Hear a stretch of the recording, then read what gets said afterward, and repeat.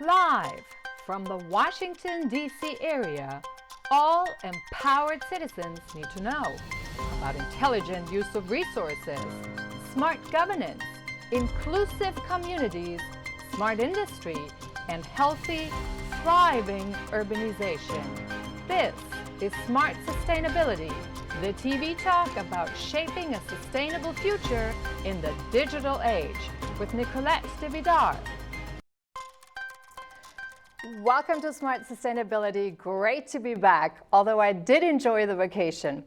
Sustainability is growing in importance. As you know, the COP26, the United Nations Climate Change Conference, is currently taking place in Scotland's Glasgow. Now, there is a lot of talk about getting out of coal, reducing emissions, stopping deforestation, and increasing collaboration of nations to better protect our planet. It seems a lot like same old, a lot of empty blah blah, similar to what we've heard in the last 5 years. So we want to look at what's hypocrisy, what's reality, what's political talk, and what do we really need to tackle together to make the change we need happen. Good evening. Thanks for being with us. I'm Nicolette DeVidar. Activist Greta Thunberg took a stand on Friday along with 100,000 protesters when she declared the COP26 a failure. She called it a PR event and, borrowing an Einstein quote, continued to say it should be obvious that we cannot solve the crisis with the same methods that got us into it in the first place. Well, we agree with her on this one. And with 400 private planes descending on Glasgow, loaded with political figures and celebrities who think they have something to contribute, the seriousness of the climate disaster and what we're doing to the environment is getting hijacked. It shows a glaring hypocrisy staring us straight into the face, despite the fact that we need to stop raping the planet. The proposed solutions keep turning in circles and are, most above all, talk. The usual blah blah with the media promoting the event, and much more the people who actually attend the event. Climate action has become somewhat a sexy topic to a lot of people who want to be aligned with it. But the real change we need needs to come from the bottom up. It needs to come from us, from you, from me, from neighbors, from friends, from us as a collective. And it needs to address the very heart of our way of life, the systems and thinking we put in place during the last century. And that's what most figures, business heads, and political leaders are shying away from. So let's look at some of those core issues that really need to get tackled if we want sustainable change. Energy, the economic and monetary system, as well as our approach to food, water, and our worldview of the environment in general. Joining us tonight are what I would call the three rebels that go much further in their approach to tackle what needs to be tackled. They're currently mounting a United Nations petition, which you can support when it comes out. So please welcome John Rosebush. He's a UN petitioner to revolutionize energy. We got a quick video that tells you a little bit about him. I'm the founder, the CEO, and the president of the Worldwide Development Corporation.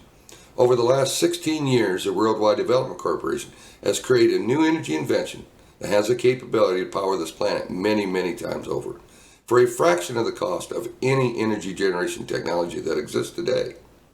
And it doesn't consume resources. About a year and a half ago, I was invited to the United Nations, where I gave a small speech. When I got back, I realized all it was politics. So what did I do? I created a United Nations challenge.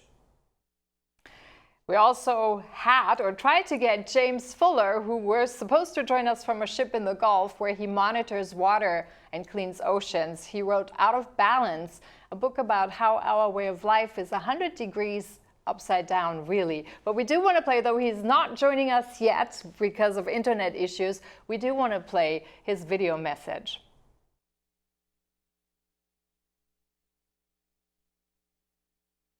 Is of most importance to all people on this planet. We must now produce something viable, which will give us direction and pathway which is clear and concise, science-based and solution-based. And we also have Richard Kiernicki, advocate of a new monetary, well, actually non-monetary system that is much more equitable and fair to the people and the planet. And that's his message. Let's listen. Interesting title. It's an interesting story. It started more than 11 years ago. And I never realized at that point in time when I started writing that the impact that I would potentially make. I'm quite excited. There are people who are calling me, writing me, sending me messages that really like the book, the work that I'm doing, and they're supporting me in the most amazing way. And other people are telling me that I'm a communist, a socialist. I have no right to tell them what to do or how to do it. And I love those people too, because they haven't even had a look at my book and they're telling me about what's going on in it. So there we have it. Welcome all, actually the two of you on Smart Sustainability, and let's dive right in. I want to start with a quote actually from Greta Thunberg that she just mentioned. She described the summit as a 2-week-long celebration of business as usual and blah, blah, blah, her words, not mine, to maintain business as usual and create loopholes to benefit themselves. We know that our emperors are naked. So Richard, let me start with you. Are our emperors naked? Well, honestly, Nicolette, I would have to say that they're probably a lot better dressed than I am. But you know, what did they say about a lamb in or a sheep in wolf's or wolf in sheep's clothing? So to be really honest with you, I don't know really what I could say today by trying to look at somebody from the outside. Everywhere we go today, there's people who are dressed and doing business, and the attitude is a lot more casual. But at the same time, it hasn't, at that level, it hasn't taken away from the integrity of the type of business that people are doing. So I think it's really important that there's this perhaps idea that we're all the same. We're trying to be, relatively speaking, all the same or equal. Well, I think she meant it much more in a way of saying that there's all this blah, blah at the COP26, and at the end of the day, there's only this blah, blah, because apparently leaders, or many of the leaders and other figures that try to spearhead that movement may not have any solution. So in other words, that's what she means by the emperor is naked. So there are no solutions. It kind of makes it sound like there are solutions, but there are none. So that's why I want to talk a little bit about what we actually need to do and about the things that are uncomfortable that really at the COP26 never get talked about. They talk about emissions, they talk about deforestation, they talk about getting out of coal, all this stuff. But at the end of the day, the things we need to talk about, namely the causes and the culprits of what gets us in, which is how we use energy, which is our economic system that produces a lot of these imbalances and out of the balances, and of course the monetary system. So that's what I want to tackle a little bit. So talking about energy, John, I'm going to come right to you. You dedicated much of your life to an energy solution, yet you're not at the COP26, you're here with me. So talk a little bit about your energy solution. We heard a little bit at the beginning, and give us sort of a short spectrum of what it is. Okay. The new energy invention is based on water movement. It's generating kinetic energy from water movement. Mm-hmm. The United Nations challenge that I sent to the United Nations says that we can power this planet 15,000 times over for 5% or less of the cost of wind and solar. That's what the petition is going to talk about. Why is the United Nations not taking on that challenge? I have never asked for a penny. This new energy invention doesn't consume resources. It can be distributed anywhere on the planet. And it generates energy for 5% of the cost of wind and solar. Now that's a miracle to most engineers. Yet the United Nations, the Secretary General, has emailed me many times, multiple times, not many, and asked me to send him a letter along with the UN challenge, which I did. And you can go out to my website, and I don't want to plug a website, but you can, www.wdcpower.com. The link to the challenge is in there, and that's what I'm pursuing. I've tried to get to people from top down, and it has not worked. So what we're going to start to attempt to do now through this petition is to put pressure on the United Nations to take on this challenge. If I can do what I claim I can do, it solves every single problem in the world today. Or if it doesn't solve it, it helps solve it. It helps solve water shortages because desalinating fresh water is very energy expensive, and that's why we don't do it. It solves long-term energy problems. Right now, wind and solar is based on the weather, and we'll never be able to power this planet by the weather. It's going to be a failure. Now, how long does it take for them to realize that? They know that. Right now, BP predicts we have 47 years of oil remaining. 47 years. Now, maybe we're going to find another 40 years. So that means 87 years from now, we're going to run out of oil. Now, oil is absolutely necessary to have a sustainable planet. That's how we make plastics. And without plastics, we cannot support 8 billion people, 10 billion people by the year 2050. It'd be impossible. I mean, look around. Computers to everything you can think of is made of plastics. Yeah, now, it isn't good in food. I agree. But it's a way for us that's what created a modern society. Yeah, but I think plastic is probably also something we can talk about it at some other point and really try to get rid of. But I want to tackle a little bit about the energy thing, because it seems to me the energy is at the center, right? Are we all in agreement on this? Well, energy makes up 98% of a modern society's activities. 98% of modern society's activities has some form of energy. Exactly. So it don't matter if it's transportation, or if it's industrial, or if it's commercial, or if it's residential. Somewhere or another, 98% of human activities require energy. Okay, so let me ask you something, John. Why didn't you go to the COP26? I wasn't invited. And if I went, I'm not going to go somewhere, Nicolette, and sit on the sidelines while I listen to people that don't know what they're talking about. There's no solutions being spoken there, except for money in a boardroom. You're never going to be able to solve this problem with money in a boardroom. That is not the way it works. It takes research. And I spent 15 years in rivers wearing out 2 pair of waders and building about 100 prototypes to figure out to discover this new energy invention. Yeah. I did not do it in a boardroom saying, let's spend a little more money at it. That will not work in this case. And now in the past, they've been able to get away with that. And that's why you see all these very wealthy people there preaching about something that they know nothing about. That's what that's what I mean. That's kind of the hypocrisy part of it. So I think we really do need to address the hypocrisy part. Well, everybody wants to be known to solve this, Nicolette. Yeah. Everybody. And so everybody puts their 2 bits into it. The problem is there's nothing behind it. It's just hot air. And the COP26 is very hot air. If you notice, during one of the sessions, our president fell asleep along with some other very top leaders, fell asleep during the presentation. So what does that tell you? Their hearts are not into it. They also don't want to give up their power. Yep. You know, and so they don't want to look at anything else.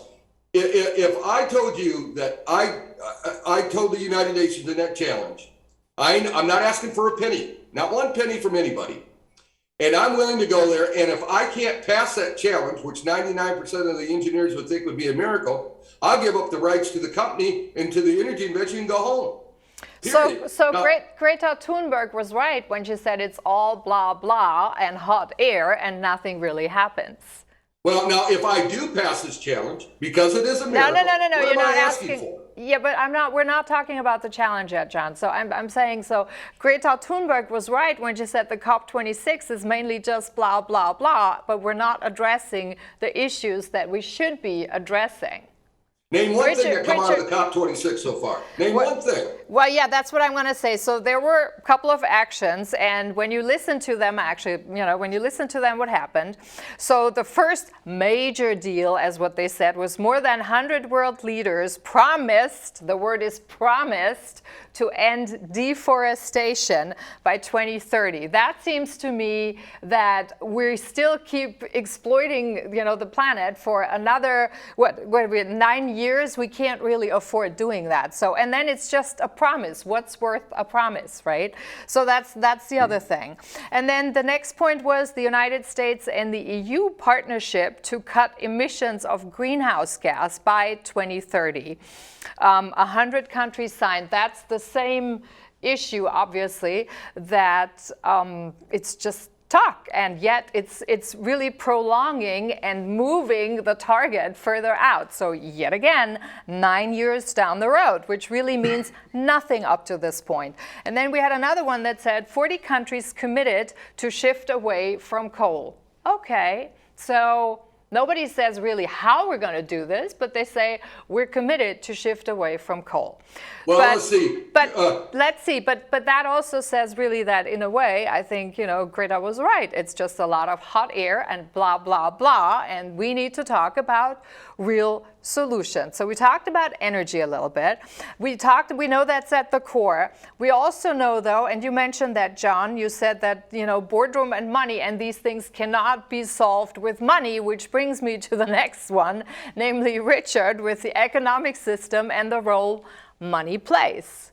Can I insert something before we go on to Richard? I'll bring you back on. I'll bring you back on, John. Okay. It's a dialogue. We keep it moving. Okay. So, Richard, go ahead. So that brings us to the economic system, and it brings us to the financial system. No one has tackled that yet, Richard. Why? I just think that it's so much easier to go with the status quo, especially if something's been a part of humanity for over 1,000 years. Mm-hmm. And when we understand the whole potential with regards to economics and finance, we have to come to a conclusion, and I believe it's extremely clear that the many have to fail from a financial perspective so the few can win. And I think that inside of that, you have all of the blah, blah, blah, which is all of the different considerations with regards to the rules that are surrounding money. So the rules that are surrounding money are written by the people who've created the money. So in essence, they become masters at their own game. And because we wake up, we go to work, we do our things, we're not really spending a lot of time thinking about what we could do to change it.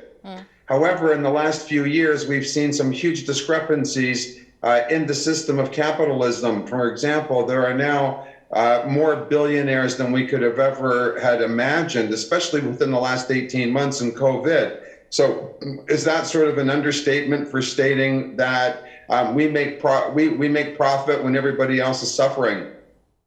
Okay, so hang on a second. So what you just said is we have a lot more billionaires, so we have that we had before, and then John says the problems that we have can't be solved with money.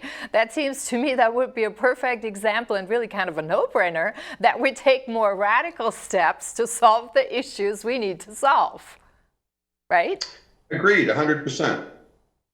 So they don't want to move.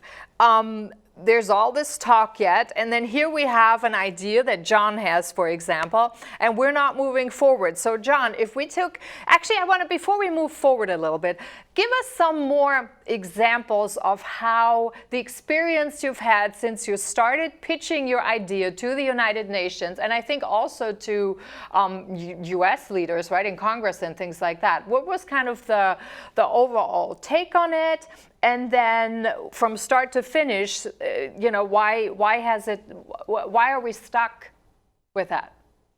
Well, before I do that, I just want to state that you talked about the political things that come out of COP26. Germany just built a brand new coal plant last year to keep the lights on. Yeah. That was the headlines over in Germany. Yeah. And China is building coal plants for all kinds of countries all over Africa, South America, all kinds of countries. So coal is really, they're still building new plants.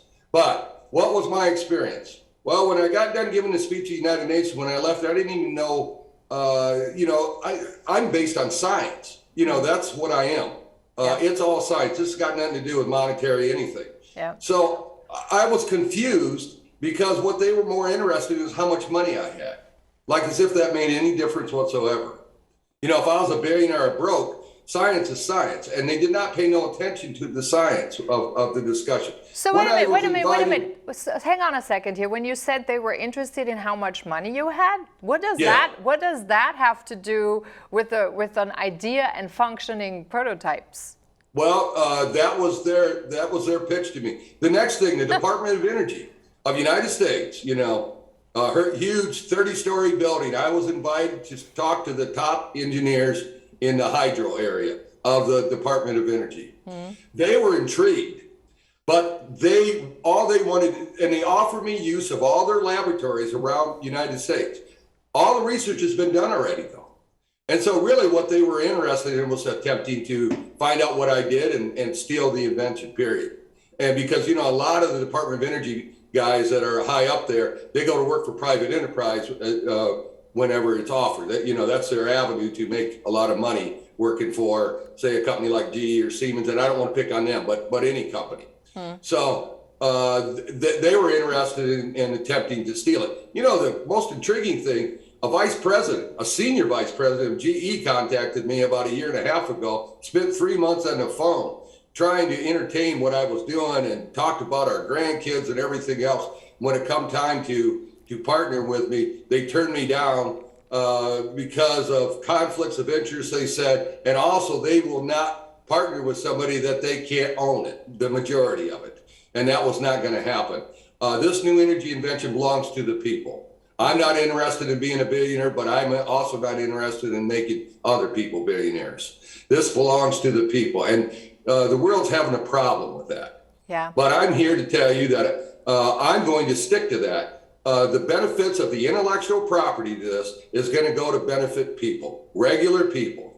Now, there'll be many, many opportunities to make money with unlimited cheap energy. Matter of fact, it will open up the entire world to an unbelievable amount of opportunities. Just, Nicolette, a crazy amount of opportunities. Think about what we could imagine doing with cheap unlimited energy distributed all across the world. There would be opportunities in every country, every city, for the world, everything. So that's where that's where they should be focusing, not on stealing the intellectual property. The intellectual property is going to be distributed in such a way that it's going to rebalance, I hope, not rebalance, but assist with lifting up the bottom part of the world and helping rebuild a middle class. I'm in my late 60s. If I can do that with my work for the last 16 years, that would make me, that's what I'm about. And we'll be the most transparent company in the world, but this new energy invention belongs to the people. And it's that simple, and it's going to remain that way. Otherwise, nobody's going to get it. So because I'm determined to block this from being stolen and exploited like everything else has been in this entire planet right now. And to say something about Richard, United States hang on a second. This isn't a monologue, so I'm going to have to interject here for a second. I know, but no, it's my turn now. So okay. when are we actually at a point when we have a possible solution and it doesn't cost that much money to show if it works or not, for example, do you think the wall, John, that you're bumping into is simply because the higher ups do not want the energy power to the people? Oh, it's totally about power and money. There's nothing else. What else is there? If I come to you and I say, look, I can solve all your problems, it doesn't cost you a penny, but if I do solve them, I want to make sure that the rest of the world benefits from it. And you don't bring that up. To me, that's why? Someone needs to explain to me why the United Nations is not picking this up. Now, we said we could show this in one day it would take for us to disclose this at the United Nations. So as I said in the beginning, though, the change really needs to happen from the bottom up, because we all know the top has no interest in making the change. It's just That's why we're blah. putting together this petition, Nicolette, Yes. to put pressure on the United Nations to bring this up, to allow the Worldwide Development Corporation to change the world. I mean, and that's what Richard and James and me are attempting to do. I have one thing to say about Richard. I know it's not a monologue. The United States is 34 trillion in debt now, or will be this year, and Europe is just about as bad. So when we talk about money is it's no longer got any meaning. I mean, 34 trillion in debt. Who's kidding who? So I like what Richard's attempting to do, regardless if we go all the way or with no money, or he needs to be part of that conversation. Our world is in trouble. Financial, energy, everything you could think of. Our future generations are in serious trouble. Well, we all know that. The question is, how are we going to tackle that? And I think really what the major conversation is simply not going to happen, because those are the uncomfortable topics. Energy, basically giving the power of energy to the people, which means you really are, by doing that, you're already shifting the entire economic system to a big part. And then the other part, when you look at Richard's proposition, which I want to come to next, which really talks about a non-monetary system, which is a very radical, well, a lot of people would say a very radical approach to looking at the world differently and how we live differently and how we sort of pull it all together differently. But these are the uncomfortable topics, and that means that whoever sits on top, they would have to be willing to do really something for the good of the public good and the good of the people, and not of self-interest. And this is part of the problem.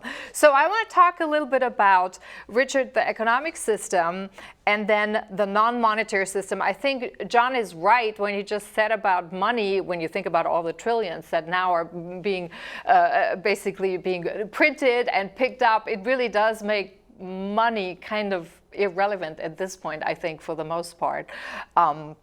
Because the way, it's been pumped out, and also how the money really is sort of taken away from a lot of people. You can't have savings anymore. Cash is being regulated. So money itself is losing its power.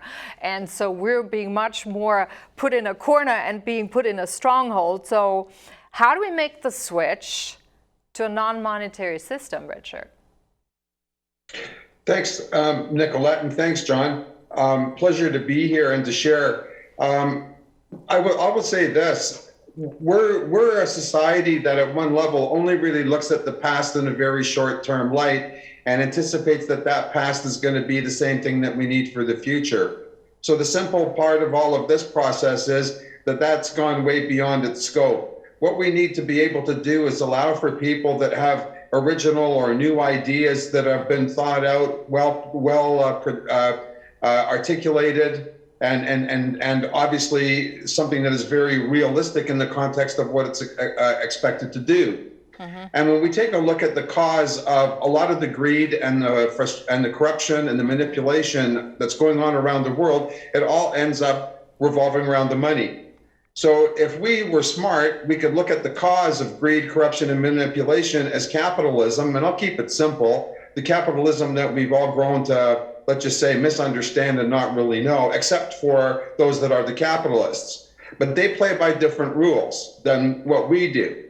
So in other words, the table needs to be leveled out. We need to be able to grasp, if you will, an exchange in the sense of the monetary system by removing the cause. Take away capitalism, take away money, take away economy. You now have, if you will, you have equality.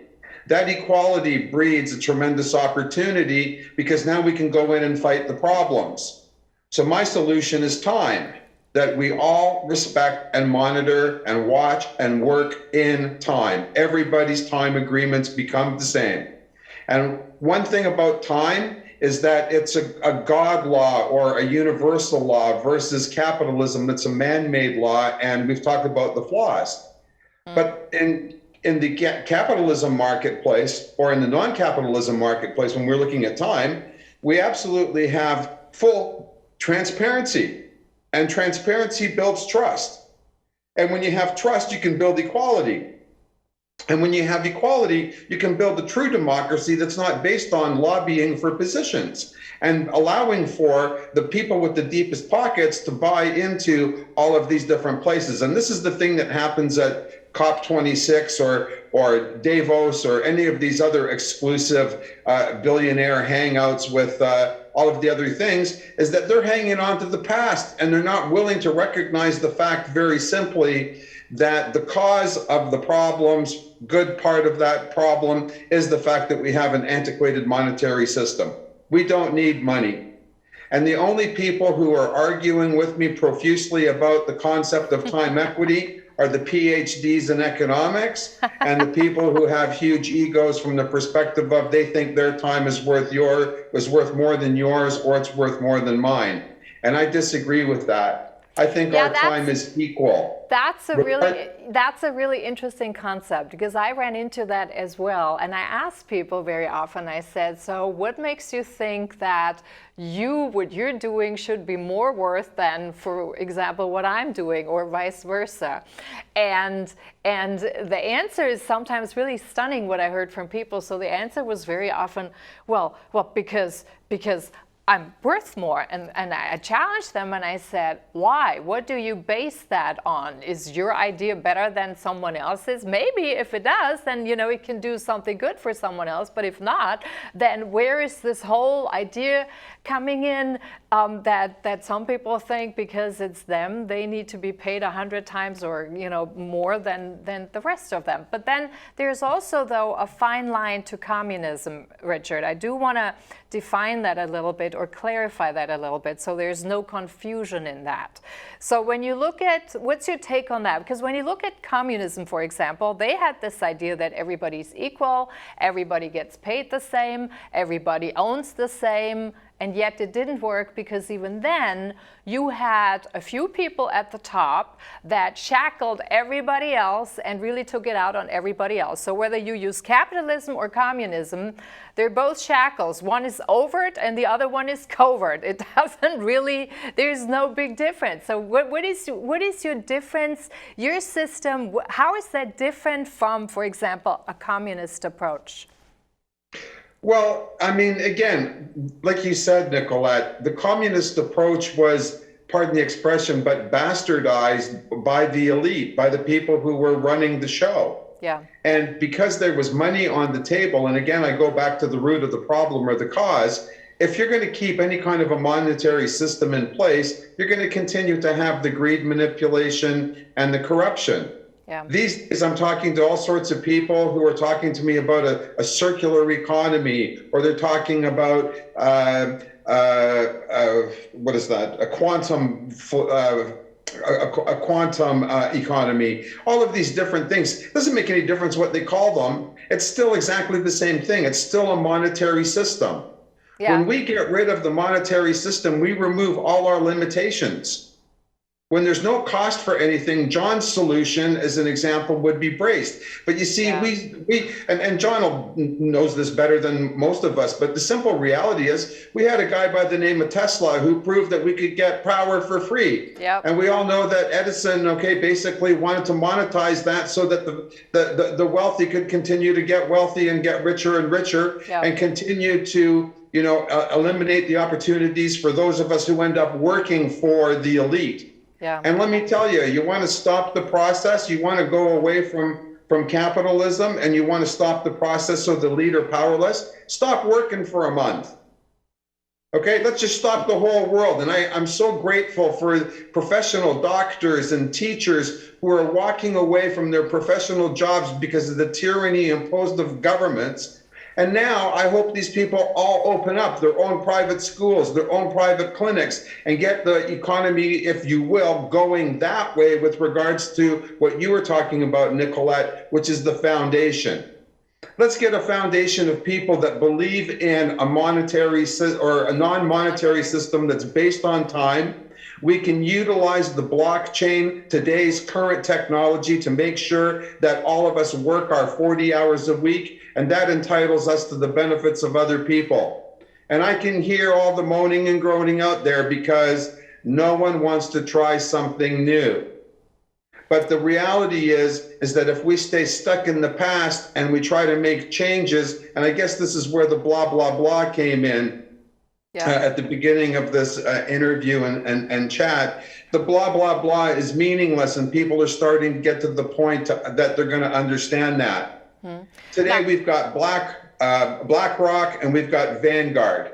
And it's estimated that between those two financial companies in the next decade, they will own everything on the planet. Now, come on. If that's the case, the monopoly game is over. Let's look at something that really empowers humanity to unleash their absolute unleashed potential, their capacity for being free to think, instead of having to go to a job that they despise because they can't work in the industry or business of their choice. And subsequently, what do? They end up working, being miserable. The stress that's related to financial is incredible all around the world. And yet we have a number of people who could solve the entire problem. Yeah. Now, so it's just so skewed. Yes, it is. Now, let me ask you something, because they're both, obviously, this is a more radical approach, and that's even a little harder to understand. But John's, for example, for energy, John, that's a pretty straightforward approach, because from what I understand, it wouldn't take that much to make this a reality, to start with the energy, right? Nicolette, thank you for that, because Richard mentioned Tesla. Tesla had a lot of theories, and now some of them are proven to be correct, but nothing practical, nothing you could just put out there. My new energy invention, the prototype, is an exact replica of what it'll look like once it's deployed. So this is very, very practical, and in a way where we could, within a year, we could be building these units all over the world. And these units, like I said, produce energy for 5% or less of the cost of wind and solar. And they could be distributed anywhere. They're standalone units. I could put it in the middle of an island, in the middle of a desert, around cities. It doesn't make any difference whatsoever where we implement these. Yeah. So it's ready to go. It's ready. And you said it's the size of a football field, right? Like one. Maybe a football field and a half, after I thought about it a little bit. Maybe, but that would be maximum. So take a football field, take 1.5 of them, and we could generate 1 gigawatt of electricity, which is equivalent to half of a nuclear plant. Now, we could do that in the middle of New York City if we wanted to, or we could do it in Haiti, on the island, or Hawaii, or anywhere, or in the middle of a desert, Mojave Desert. If they needed energy in the middle of that desert, we could install one of these units. We could actually, John, from what I understand, is also we could leverage a little bit the playing field between third world countries and industrialized countries, right? Well, that's the whole idea. Yeah. That what we do is, here's the problem, Nicolette. If everybody don't convert over to this, and we start getting off fossil fuel energy completely, then, like, let's say China decides not to, and the rest of the world does, we're still in trouble then. So it doesn't make any difference. Yeah. The whole world has to be lifted up. Somebody's going to have to help third world countries. Yeah. And so why not start here? Why not start here? Yeah. And that way we lift all boats up. The wealthier countries are going to be able to take advantage of this long before the third world countries. Yeah. The third world countries will get the royalties, but it will drag along, and we'll begin to lift them up, and there's an avenue for them to be lifted up. Where the wealthier countries are just going to boom, take advantage of this and go crazy. You did talk, though, I believe, to African countries, right? I just talked to African countries, I think it was yesterday. Yeah. And yesterday morning early, and they invited me, and I spent 50 minutes, and I was very, very welcome. And they're very eager to sign the petition that we're starting to put together. And it was it was a wide audience. It was a very diverse audience. Mm-hmm. So how many countries? How many countries would we need for the petition, or would you need for the petition? Well, there's not necessarily a set amount. What I need is what I'm after is the African Union, which is made up of 13 countries. Yeah. But it could be every country within Africa if they wanted to. The big thing I need is that petition to be signed. We're really pushing that to put pressure on the United Nations. I know your channel is here. your outlet, and we're going to continue to push that as many outlets as possible to get as many signatures as we can. It's the only way I think the United Nations will listen, because they haven't listened to there's top scientists that are trying to convince them. I mean, I don't understand why they haven't taken it on yet. And I don't think the Secretary General has distributed this to every country that is a member country of the United Nations like he promised he would. So, and I think that's politics and power again, and companies trying to slow this up or stop it. So I think that is a very good avenue for us. All it takes is the United Nations to say, yeah. Let's talk a little bit about the pragmatic point in how to do this. So we would need first the petition. You would need people to actually support this. So we would invite our viewers, of course, to support this, and we will tell you where to find more information and how to support that. So we will need the petition. You would need what else would be the next pragmatic step? So you would need probably one big plant. No, actually, remember now, the challenge states that if I can't prove this new energy invention's capabilities right from the materials that already exist, in other words, the engineering, the prototype, the 3D drawings, and other materials, then I give up the rights. That tells you that we know we can prove this. You know, you don't have to build a large building to prove you can build a large building. Somebody's going to have to start believing in science and engineering. Right. And this, there is no, I don't believe that one engineer would have a question about the engineering to this once they've seen it. So that's how confident we are. You basically are asking to have your chance to show the proof that you already have, and then sort of say, this is what we've got now. Let's take it forward to the rest of the world and to the countries. You got it. And we don't have to build a prototype to prove it. Now, we will have to build a prototype, but that's to tweak it. So that way, instead of generating 1 gigawatt, maybe we generate 1.1 gigawatt because we want to get the maximum power out. Yeah. So we will end up building one prototype, but that won't prove the new energy invention capabilities. Now, what would that do? What would that do for? How would that help? For example, to put it in the COP26 context, how would that help? For example, with the climate crisis that we have. I should be the only speaker there, Nicolette. I should be the only speaker at COP26. And this new energy invention is the basis for everything that the United Nations SDGs, Strategic Development Goals, it solves them all. It solves all these, every one. So there's no reason for even COP26, because this new energy invention solves water shortages, long-term energy, climate change, elimination of fossil fuels. I could keep going. Yeah. So when we talk about the petition, let's talk a little bit about some of the pragmatic things. I want to also talk to Richard about the pragmatic things, because this is a little bit harder. So making the switch from the monetary system to a non-monetary system seems to be a longer road ahead than, for example, starting with energy, which seems like that seems like more straightforward to do. So how, Richard, what are you thinking in terms of pragmatic steps? How would the transition, or could the transition happen? Well, you know what? I'm an optimist, so I'll say that the transition could happen very easily. And unfortunately, just like John and myself and other people who are perhaps considered maybe visionaries or change agents, the biggest problem that we face is that we are basically not allowed to get our stuff out there as easily as other people who were toting the line. Yeah.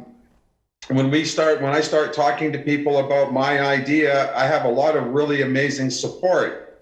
But the question becomes, well, how long is it going to take to do this? Well, technically, I need a 3% or 3.5%, let's just say, acceptance rate on the global basis. And if we're looking at 8 billion people, let's say I need 300 million people to become fully aware of what the possibilities and the capabilities of time equity can actually do for the world and for humanity. Yeah, and if we got to that critical mass, I really believe that it would accelerate and it would move very quickly, because it would further the cause. Right now, there's a lot of people who are voicing their opinions of dissatisfaction. They're talking about tyranny, but they haven't grasped the cause of the issue. And once they actually grab the cause and they start running with the fact that, yeah, you know what, this is right. We don't need money. If we've envisioned everything that we've created from our imaginations and our thinking that's in front of us today, that means we can envision, I already have, and all we need to do is get a bunch of people together who can say, this sounds like a great idea. Let's take a look at what Richard's done and use it as the basic footprint. No different than what John is talking about, the little things that tweak and make the differences. And then this is the way that we're going to go out and start to apply them. Yeah. But it's common sense. I mean, the mandate of the United Nations is peacefulness and harmony. How many people are disharmonized because of the financial system? The stress about where to live, where to eat, where to get clean water, where to get energy. All of these stresses are a huge problem, and the UN doesn't want to address them, or at least from my perspective, the UN doesn't want to address them. Well, because the UN is a system that's been put in place, you know, after in the last century, basically, to kind of still be stuck in a system in the last century and not moving forward. So, but let me ask you something, Richard. So when you talk about the time equity system, aren't there already certain communities? I know of certain communities, for example, where people kind of come together in collaborations, and they basically, each of them participates in a form of life where everyone participates what they can do best, but there is kind of the collaboration aspect, and you have almost like small villages that are developing about that, and they're doing really well. I know there are some in Germany, for example. I think there are some in France also that came out. So where you have people that say, you know, we want to participate in that, and they do it. So why wouldn't that be a perfect test case, for example, in showing that if it can be done on small scale, then it's also scalable on a larger on a larger field? Well, I'll tell you an interesting thing, Nicolette. We've had people, in the research that we did with regards to time, what we ended up finding out was stuff that was absolutely amazing.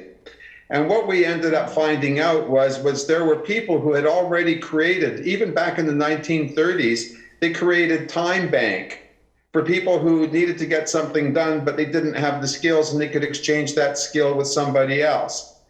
Before, we had a number of other people that have opened up different strategies and different things. They're all along those things, but they're still influenced by the whole monetary process because they haven't been able to get big enough yet. Yeah. With regards to being able to do that. But yes, there are communities in India, there are communities in Africa, like you said, in small pockets here and there in Europe. I mean, we used to have communes back in the 60s for North American hippies who basically did everything for each other's benefit. And the system worked rather well, collectively speaking.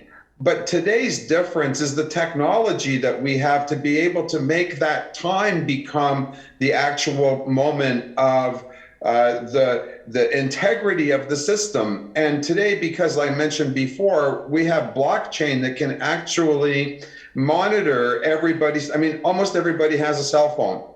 Anybody's time could be monitored for 8 hours a day in the context of that they worked for 8 hours a day, and hopefully and ideally in the profession that they choose, because that's the way the world needs to be done. John's reforming the entire energy business. James is doing soil remediation and water. We're talking to people in the healthcare industries. We're talking to people in education, because even Sir Ken Robinson said that we're using antiquated systems of education that were established for the industrial age back 125 years ago. Yeah, they go back to the Prussian system, actually, and we're only down for people to follow instructions, not to self-think. Exactly. And what they don't want, as my friend George Carlin said one time, they do not want a group of people who can actually think for themselves.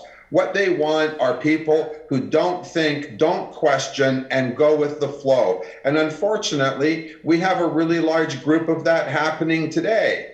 I mean, I can't blame Canada, I can't blame the rest of the world, but at the same point in time, somebody's laughing and having a really, really good joke. And I'd like to make it even funnier by proving to people that once they got online and they started to really think about this process that I'm suggesting, that collectively, in a very short period of time, we could move the entire world. And it doesn't matter if the elite or the elected people, okay, aren't going to budge, because we're not going to vote for them. We're not going to put them in.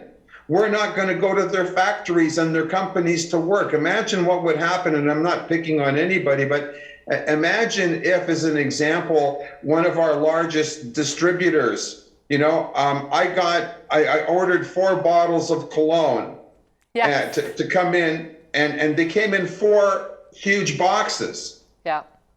Now, And we actually had the image. I don't know if we can show it or not, but we will definitely have it in the edited version, because I thought that was so poignant and talk about all the climate crisis to address and really finding sustainable solutions. And then you look at this and you get those 4 tiny little bottles, each in a single box, right?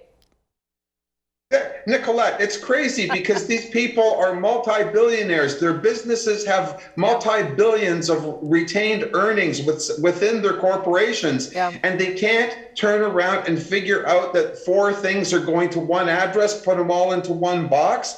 And if this is repeated day by every distribution delivery service, okay, we're not cleaning up anything to do with the carbon footprint. Yeah. There's the more of the blah, blah, blah again, and that's the sad part. We really need people to stand up and take a change. I hate to use the word revolution, but it's time to really let the elite know that we're not going to get pushed around anymore. And despite the fact that they want to cut off our shipping, our food, and all of these other things, these are just further reasons to put these people up on a stand and have them talk about why they're innocent of the crimes they're being charged with. We have systems that, unfortunately, these systems are not working for everyone. And if we don't start changing that methodology within ourselves, that everything that John does, everything that I do, everything that everybody else that has a great idea to move our humanity forward in a more responsible, more respectful way, we're going to lose the home planet that we live in. So it doesn't make any difference, maybe 20 years or 40 years from now. Who knows if we don't fix climate change? Who knows if we don't create better solutions for things? Who cares if we're all driving V8? I mean, you want to know about irony from my perspective? I'm a mechanic. I used to be a mechanic from when I was 18 years old until I was 24. And it amazes me today, in a day and age of fuel consumption, that people are going like insane to buy pickup trucks and these, men in black, big station wagon type trucks. And we live in a city. We don't need these vehicles. And yet the manufacturing industry has nothing to do with COP. How is it that these guys are allowed to build these huge cars and sell them to the public, okay, when there's really no need? Okay, if you're a construction person or a builder or a welder and you need to have a truck, that's a different ball game. But all the trucks that are out there, majority of trucks that are out there, I just don't see that they're being used for that type of work. They're just being used to transport families and people around. Yes, they are. But I think there's one important element, though, that plays into all of this, and this is the element of choice. People want a choice for what they can have. So just as we say the elite shouldn't tell, whoever the elite is, they shouldn't tell everybody else what to think or what to do, we equally wouldn't want to say, well, if you drive a truck or if you drive a van, then you're a bad person. So I think because that would kind of put us equally in the same thing, and I would caution about on this one a little bit. But I do want to mention one important thing, and I think that made it really clear, Richard, what you said. I think when we really look at this, It's time to stop listening to all of those large summits and the PR stunts and the meetings and really start the change from the bottom up. Correct? Agreed. So I think this is what it is. It means that there's a lot of the people have to become a lot more self-sufficient. It would mean that people would have to become also a lot more imaginative to really imagine the things that we could do. And one of the first few steps is what really needs to happen when we look at the COP26 and all these other, the Davos Forum and all these other things. It means stepping away from them and really taking a more outside the box thinking, a more radical approach, and really ditching all the things we've heard and we've known and we've lived by for the last 100 years. Now, there might be some, though, that are good to keep. Are there some that you would both say, John and Richard, that there are some thoughts, some ideas, some things that were good from that perspective that are worth keeping going forward and sort of integrate somewhat in a more radical approach? Or a radical change approach? Well, I'd like to step in just for a minute and clarify the petition and the challenge. The challenge is standalone. It does got nothing to do with Richard or with James. Right. The petition is attempting to get all of us in front of the United Nations. Yep. We kind of been coordinating that, but it still doesn't tie us all together. I would hope that if one of us went in front of the United Nations, all three of us would go. I think all three of us are going to go anyway. Well, I think you kind of have all three of us would Yeah. have an opportunity to at least address the United Nations. And I think you kind of have to, because energy and economic system and financial system go hand in hand. And planetary health, which is James. And yeah, you can't take out one and then kind of dismiss the other. So they are all they do go hand in hand, and they're so centric. But the challenge is a separate issue. The challenge is directly because it's a direct challenge from. We're almost out of time, but I do want to clarify something about the UN petition, and we might actually do a separate episode on that, so that you as viewers learn more about the UN petition and how you can actually support it and get involved and make sure that this actually does get heard in front of the United Nations. I have about a minute. The nice thing about that is Richard and his beautiful girlfriend are in charge of putting that petition together, and I know they're doing a wonderful job. Yes, along with you, Nicolette, which I know you're assisting them, which I think is a wonderful thing. And thank you. It will help us a lot, I hope. Thank you. So we have any last words for today's show in terms of the COP26 and what we need to move forward? Got to make it quick, though. It's only 40 seconds. The survival of the human race depends on us. John. Okay, well, I would just say what we need to have is an open-minded society. We need to get together and get united over great ideas. And then we need to start actually putting those ideas into action so that we can get this stuff done. There's no sense in sitting around and blah, blah, blah. No, that's right. Thank you very much, both of you. Thanks so much for coming on. Thank you so much for watching. And Thank you, Nicolette. You can certainly John, read up. You can certainly read up a little bit more about, John Rosebush's energy invention. And we also had a show on that, so you can actually go back there and you can learn a lot more from Richard's non-monetary system, which all sort of move us into new territory, so to speak. So read up on it and engage with us. We'd love to hear what you're thinking, and we see you next week. Have a good night.